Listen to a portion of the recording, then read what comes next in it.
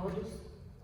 Primeiramente, agradeço o convite da doutora Júlia para participar dessa audiência pública em temas tão importantes. Todos sabem que venho há muito tempo representando a OAB e como advogada lutando pela inclusão, que é um tema que eu atuo, há muitos anos. Fico muito triste com não ter um público tão expressivo, porque parece que a população não entende o que é realmente um tema de acessibilidade, pensando que nunca poderá estar nessa posição. Os idosos têm mobilidade reduzida, alguém pode sofrer um acidente e todos perdemos o direito fundamental de ir e vir, que é uma acessibilidade urbana, Já temos pouca fiscalização, então realmente os vereadores falaram de uma forma muito clara sobre a pouca fiscalização. Então eu vou, para não me estender muito, eu coloquei alguns temas que eu acho importante debater com vocês. Eu fiz um estudo para estar aqui, que são algumas propostas interessantes. Primeiramente, para a gente fazer essa revisão do plano diretor, a gente precisa ter um diagnóstico técnico de todas as barreiras, que não são só as arquitetônicas, A gente sabe que são muito mais que isso. Sugeri à doutora Júlia, se for possível, como o plano já tem 10 anos e as nomenclaturas foram mudando. Dentro do próprio plano diretor, a nomenclatura já não é a mesma.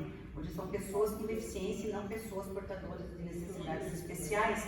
E a gente também tem um outro público, Os autistas, os portadores de outras patologias, que eu acho que fica aqui a sugestão para a doutora Júlia da gente mudar, em vez de acessibilidade, colocar acessibilidade e inclusão, ou inclusão dentro do plano diretor para dar mais amplitude.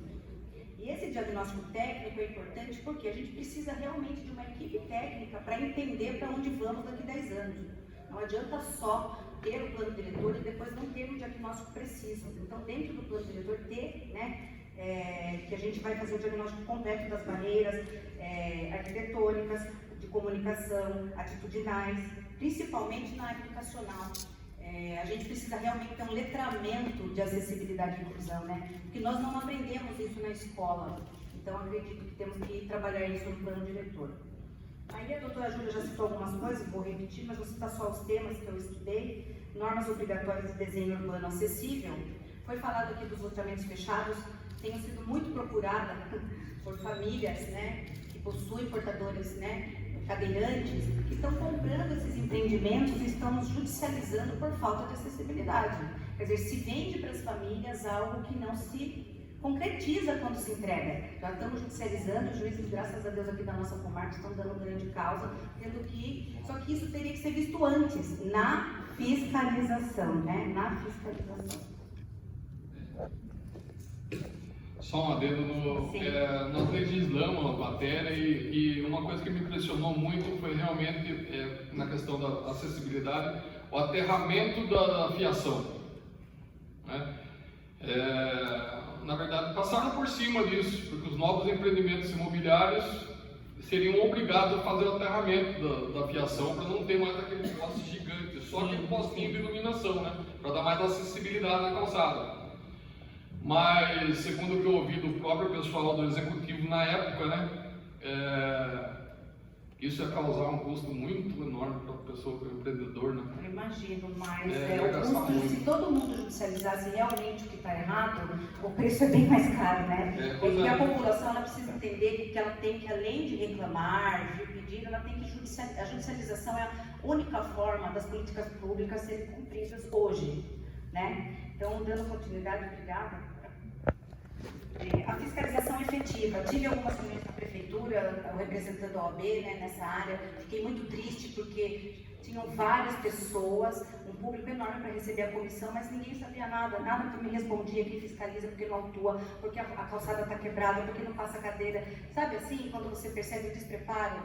Então já não dá mais para ficar assim. A gente precisa pôr no plano diretor com mais eficácia, já que estamos trabalhando nele, Os espaços públicos, que a gente sabe que tem muito a melhorar, a mobilidade urbana inclusiva, que a gente falou aqui das frotas de ônibus acessíveis 100%, treinar as pessoas que trabalham dentro desses empreendimentos com inclusão, as sinalizações, informações acessíveis, a participação popular, nós temos nosso conselho, o Wesley está aqui, eu faço parte do conselho municipal, mas precisamos pensar aí também em orçamentos.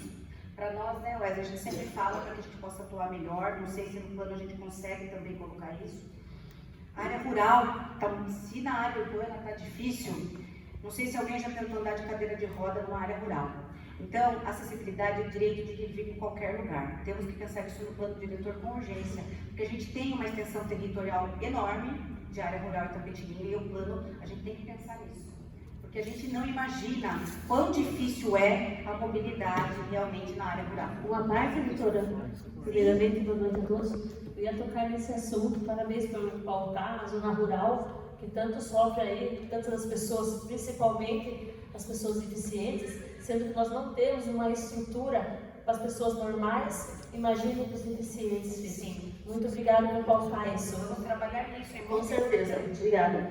Indicador de metas. Eu penso que o plano diretor, né, o plano de 10 anos, vão ter planos de curto prazo, de médio prazo e de longo prazo. A gente pode pensar nisso, a gente sabe que precisa de orçamentos, precisa de verba, precisa de empenho. A gente sabe, eu trabalhei 6 anos na prefeitura, sei que o dinheiro não vai aparecer da noite para o dia, mas o plano tem que viabilizar o que é um plano que dá para fazer em curto tempo, em médio e longo prazo. Estava estudando sobre alguns planos diretores e é importante que a gente coloque metas no plano, senão ele fica muito solto para fiscalizar, para a gente acionar o Ministério Público, acionar quem fiscaliza, como, né, o governador falou.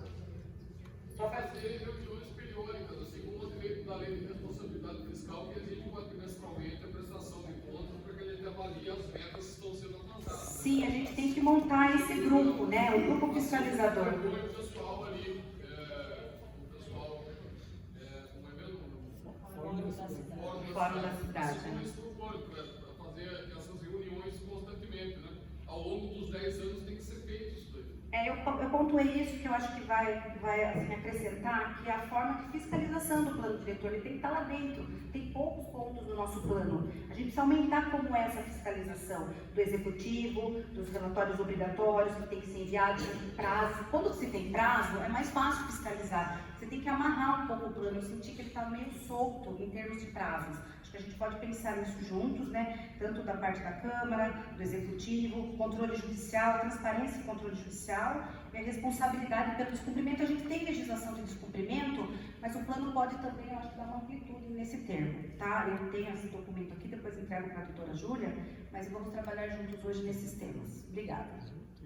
Obrigada,